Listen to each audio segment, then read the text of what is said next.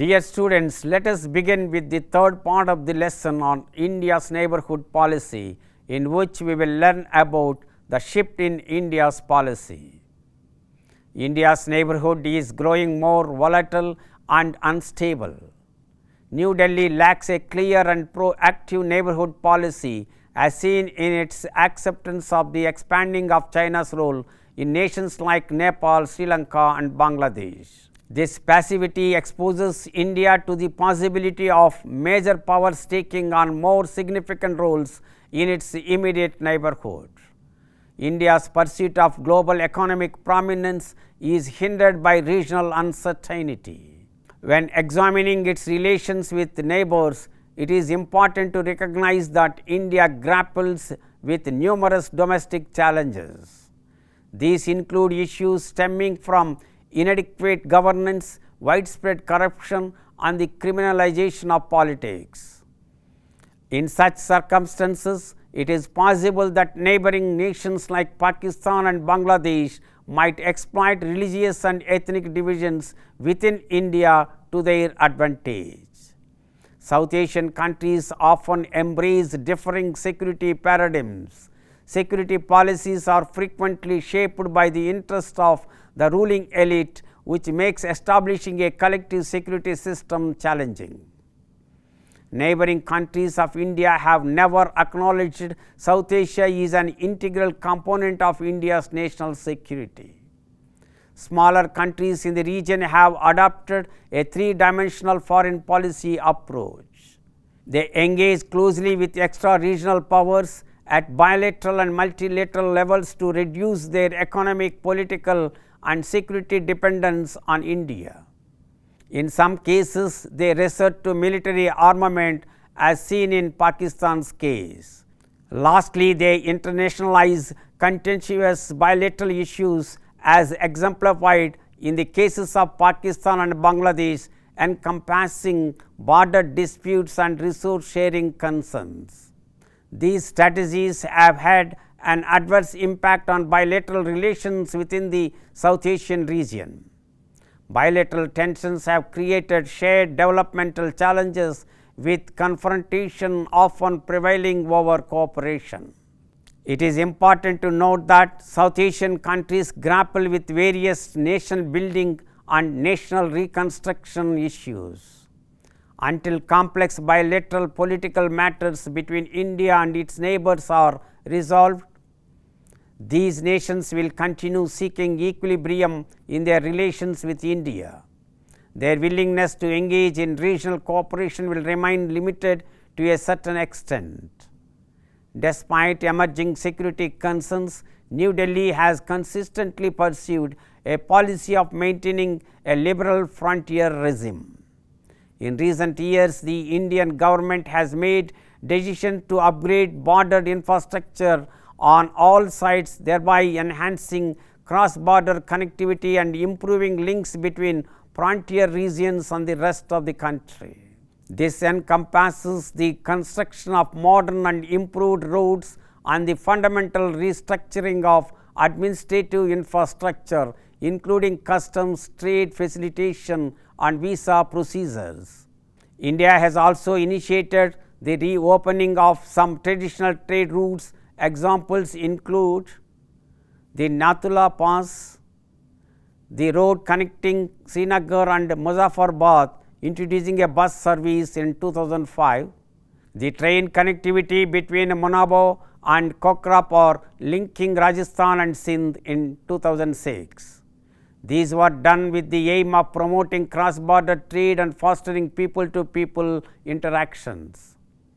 In the context of globalization and regional integration, there is a growing imperative for India to view its borders as zones of economic cooperation rather than as lines of separation.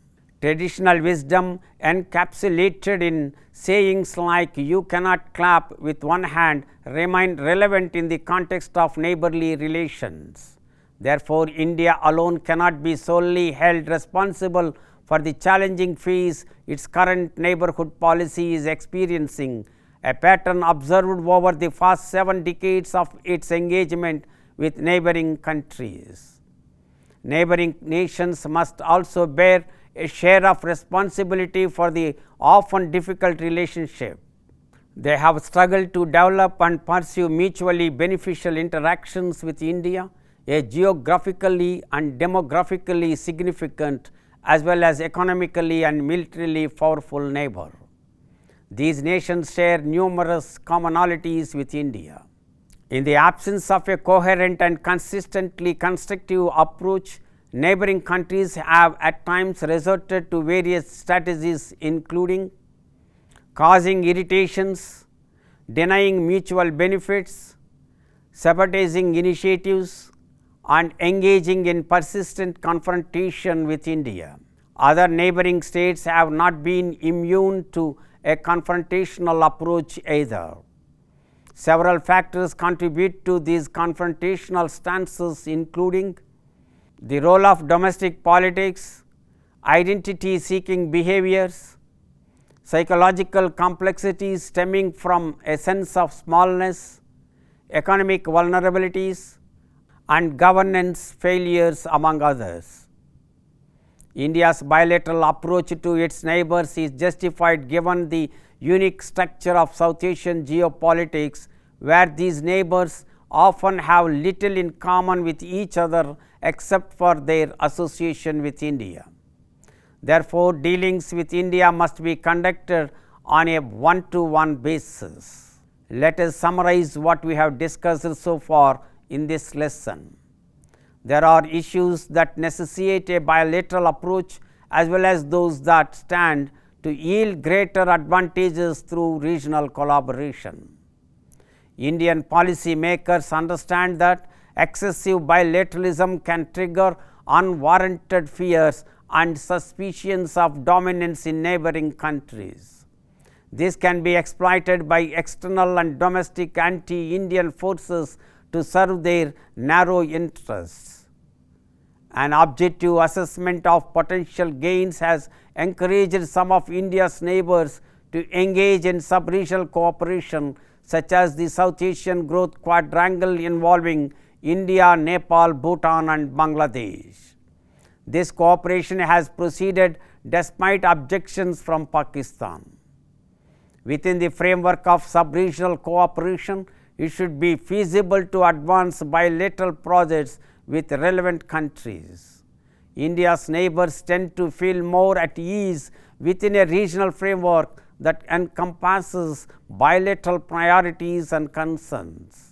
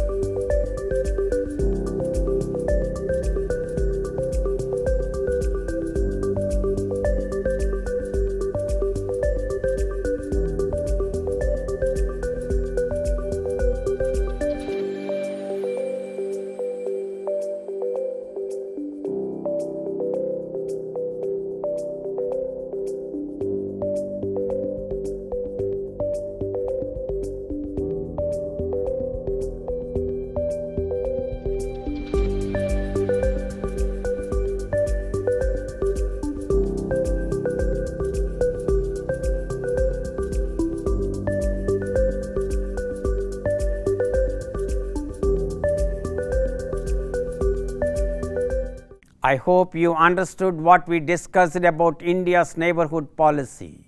We have concluded our lesson. Thank you.